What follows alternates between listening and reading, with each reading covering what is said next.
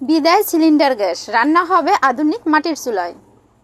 এই চুলাটিতে আপনি ধোয়া ও কালিমুক্তভাবে রান্না করতে পারবেন। এই চুলাটিতেই একবার কাঠ দিলেই পুরো রান্নাটা শেষ করতে পারবেন। এটি খুব সহজেই আপনি বাড়িতে তৈরি করতে পারবেন। আসুন দেখে নেওয়া যাক এই আধুনিক চুলাটি কিভাবে তৈরি করবেন। প্রথমে এক সারিতে আমি 4টি ইট সাজিয়ে নিলাম।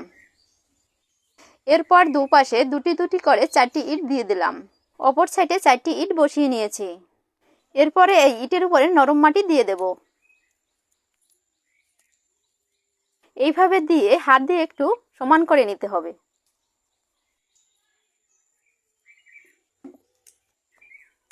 এরপরে অপর সাইডে ইটের উপরে এই নরম মাটিটা দিয়ে দিচ্ছি।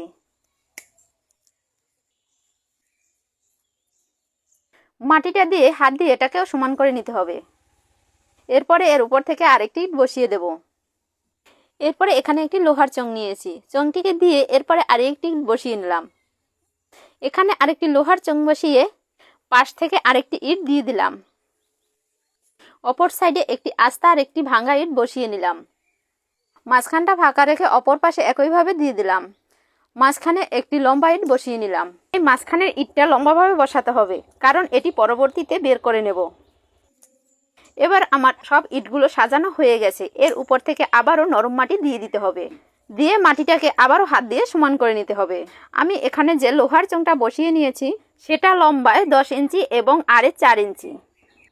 এটি আপনি যে কোনো ওয়ার্কশপ থেকে তৈরি করে নিতে পারেন। এরপরে আবারও এর দুই পাশে 4টি ইট বসিয়ে নিতে হবে। তারপর এর উপর থেকে আবারও এই নরম মাটিটা দিয়ে আটকে নেব।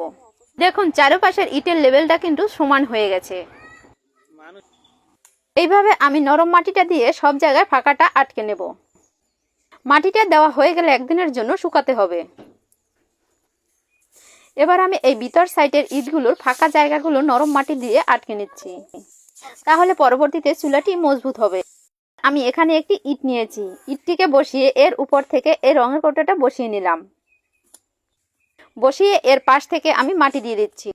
মাটিটা দেওয়া হয়ে গেলে আমি এই রঙের কৌটোটা তুলে নেব। বিপরীত পাশে এই ইটটি বসিয়ে এর উপরে রঙের কৌটোটা দিয়ে দিলাম। এই কৌটোটা বসিয়ে এর পাশ থেকে আবারও সেই একইভাবে মাটি দিয়ে দিচ্ছি। যেখানে আমি চংটি বসিয়েছি সেখানে কিন্তু আমি ফাঁকা রেখেই মাটিটা দিয়ে দিয়েছি। মাটিটা দেওয়া হয়ে গেলে আবারও রঙের কৌটোটা তুলে নেব। এবার একটি চ্যাপ্টা কাঠ লাগবে। এই কাঠটিকে আমি এখানে বসিয়ে নেব। বসিয়ে এর উপর থেকে আবারও আমি মাটি দিয়ে দিচ্ছি। এরপরে আমি এর সমান করে চারপাশে আবারও মাটি দিয়ে দেব।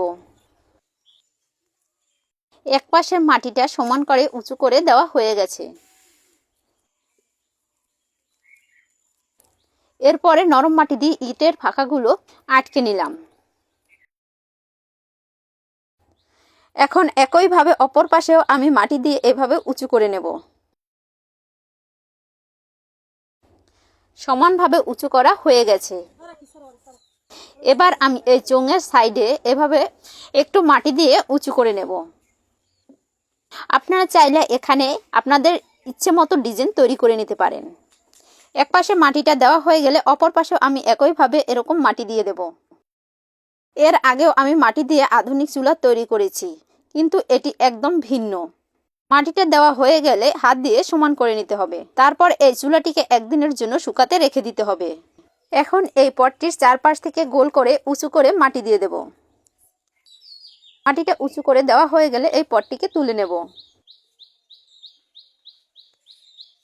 তারপর পটটিকে অপর পাশের চুলাটির মুখে বসিয়ে আমি এর চারপাশ থেকে আবারও উঁচু করে মাটি দিয়ে দেব। উঁচু করে মাটিটা দেওয়া হয়ে গেলে একটি টিনের সিজ দিয়ে এই ঠালা উঁচুগুলো সমান করে নেব।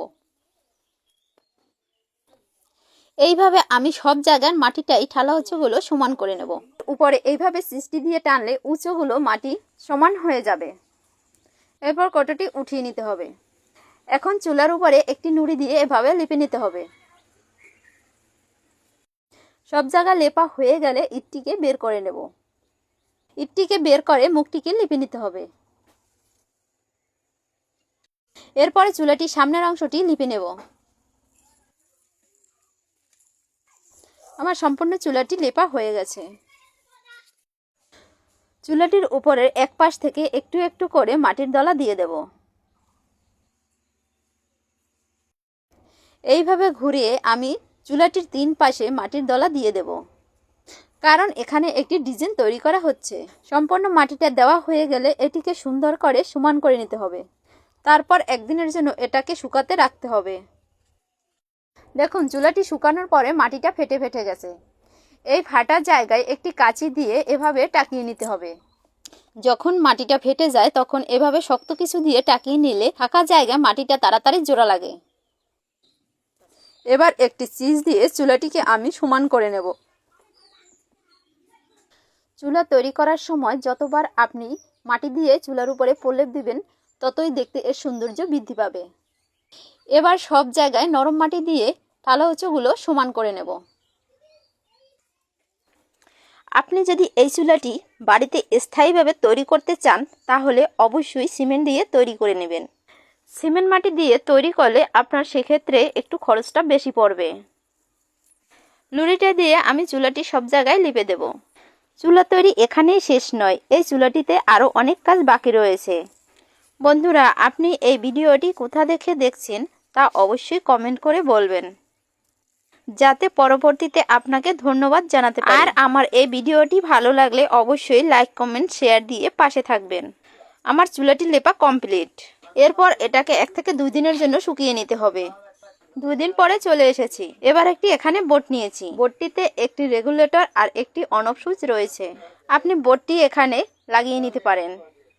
এবার এখানে দুটি ডিসি 12 ভোল্টের ফ্যান নিয়েছি। এই ফ্যান দুটিকে চোঙের সাথে লাগিয়ে দিতে হবে। এমনভাবে লাগাতে হবে যাতে এটা খুলে না যায়। আর এর সাথে যে তারটি রয়েছে সেই তারটিকে আমি বোর্ডের সাথে লাগিয়ে নেব। ফ্যান দুটিকে লাগিয়ে বোর্ডটির সাথে তারটি সংযোগ করে দিয়েছি।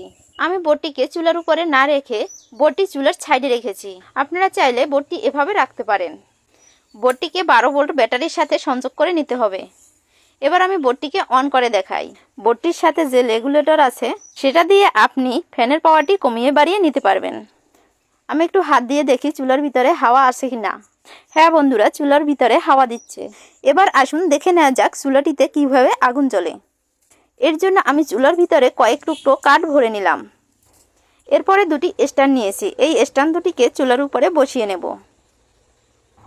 এরপরে ইটটি দিয়ে চুলার মুখটিকে বন্ধ করে নিতে হবে।